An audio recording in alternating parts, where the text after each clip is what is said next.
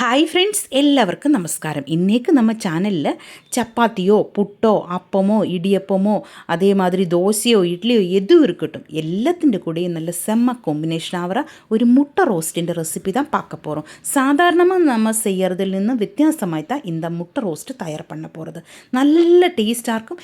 எப்படி செய்யலாம் என்று பார்க்கலாம். அதுக்காக ஒரு கடாய் நான் அடுப்பில் வச்சு நல்ல சூடு பண்ணியிருக்கேன். அதிலேக்கு 1.5 டேபிள் ஸ்பூன் எண்ணெய் ஊற்றலாம். நான் தேங்காய் எண்ணெய் தான் இதிலேக்கு யூஸ் பண்ணியிருக்கேன். இனி இதிலேக்கு 3 கிராம்பு, ஒரு ஏலக்காய், ஒரு சின்ன பீஸு பட்டை, 1/2 டீஸ்பூன் சீரகம் இவ்வளவும் சேர்த்து ஒன்று ஃப்ரை பண்ணி எடுத்துக்கோங்க. தீஞ்சு போகாமல் இருக்கணும்.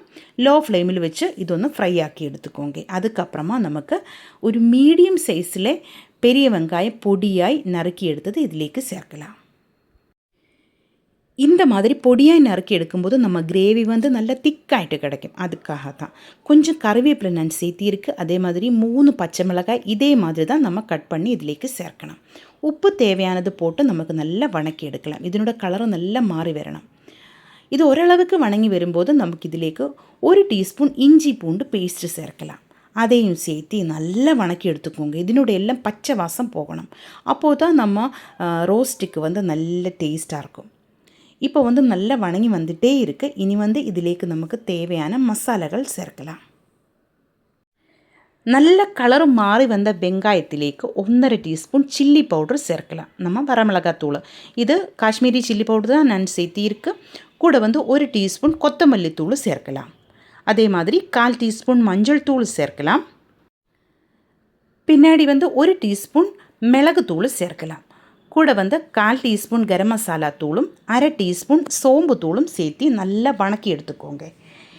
இதுவும் நல்லா வணங்கி வரும்போது நமக்கு ஒரு தக்காளி மிக்சியில் நல்லா அரைச்செடுத்தது இதிலேக்கு சேர்க்கலாம். இந்த மாதிரி தக்காளி அரைச்சி சேர்த்திருந்தா நம்ம கிரேவி நல்லா திக்காயிட்டு வரும். அதே மாதிரி பொடியாய் நம்ம வெங்காயம் நறுக்கி எடுத்திருந்தாலும் நம்ம கிரேவி நல்லா திக்காயிட்டு வரும். இதிலேக்கு நான் இப்போ தண்ணி ஒன்றும் ஊற்றுறதில்ல. கொஞ்சம் டைம் இதே மாதிரி நல்லா வணக்கி எடுக்கணும். தக்காளி பேஸ்ட்டும் வரமிளகாத்தூளிൻ്റെ பச்சை வாசம் எல்லாம் போயதுக்கப்புறமா இதிலேக்கு நமக்கு கொஞ்சம் தண்ணி ஊற்றலாம். ஒரு 1/2 கப்பு தண்ணி தான் நான் இதிலேக்கு ஊற்றியிருக்கு. நல்லா கொதிக்க விடலாம். நல்லா கொதித்து வரும்போது நமக்கு முட்டை உடைச்சி இதிலேக்கு ஊற்றலாம். இதே மாதிரி ஒரு பவுலில் ஒன்றொன்னாய் உடைச்சி இதிலேக்கு அப்படியே போடணும். அப்போ தான் இது நல்லா கரெக்டாக கிடைக்கும். நம்ம முட்டையோட மஞ்சக்கரு உடஞ்சி போகாமல் இருக்கிறதுக்காகத்தான் இந்த மாதிரி பவுலில் உடைச்சி எடுத்ததுக்கப்புறமா நம்ம நல்லா கொதித்து வந்த கிரேவியிலேக்கு இது அப்படியே ஊற்றலாம். உடனே நம்ம கலரக்கூடாது. பாருங்கள், இதே மாதிரி ஒன்றில் ஒட்டி பிடிக்காமல் வர்றதுக்காக மட்டும்தான் இப்படி செய்யணும்.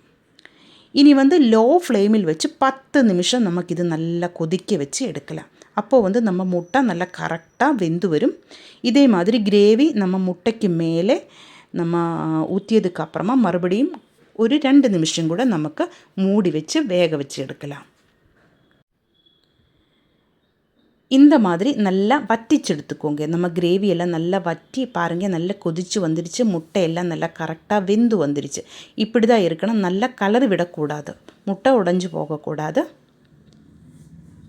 இப்போ பாருங்கள், இனி நமக்கு ஸ்டவ் ஆஃப் பண்ணலாம். நம்ம கிரேவியெல்லாம் கரெக்டாக ஆயிடுச்சு. இனி நமக்கு இதை ஆஃப் பண்ணலாம். இது சப்பாத்தியோட கூட சாப்பிட்றதுக்கு நல்ல செம்ம காம்பினேஷன். அதே மாதிரி சப்பாத்தி மட்டுமல்ல, நான் எல்லாத்திலும் சொன்ன மாதிரி எல்லாத்திൻ്റെ கூட நல்ல காம்பினேஷன் தான். கறிவேப்பிலை இதே மாதிரி கொஞ்சமாக பிச்சு போட்டு நமக்கு கார்னிஷ் பண்ணலாம். அதே மாதிரி கொத்தமல்லி தலையும் நமக்கு இதே மாதிரி பொடியாய் நறுக்கி இதிலேக்கு சேர்க்கலாம். என்கிட்ட இல்லாததுனால நான் சேர்க்கறதில்ல. அதையும் சேர்த்து நமக்கு ஒரு 5 நிமிஷம் அப்படியே மூடி வச்சதுக்கப்புறமா சர்வ் பண்ணலாம். இப்போ பாருங்கள், நம்ம சூப்பர் டேஸ்டான முட்டை மசாலா ரோஸ்ட்டு ரெடி ஆகிருக்கு. கண்டிப்பாக நீங்கள் ட்ரை பண்ணி பாருங்கள். இந்த வீடியோ உங்களுக்கு பிடிச்சிருந்தால் சேனலை சப்ஸ்கிரைப் பண்ணுங்கள், லைக் பண்ணுங்கள். கேரளா ரெசிபீஸ் பிடிக்கிற ஃப்ரெண்ட்ஸுக்கெல்லாம் ஷேர் பண்ணி கொடுங்க. ஹைப் ஆப்ஷன் ப்ரெஸ் பண்ணி என்ன கொஞ்சம் சப்போர்ட் பண்ணி கொடுங்க. உங்களுடைய ஃபீட்பேக்கை கண்டிப்பாக நீங்கள் கமெண்டில் எழுதி போடுங்க.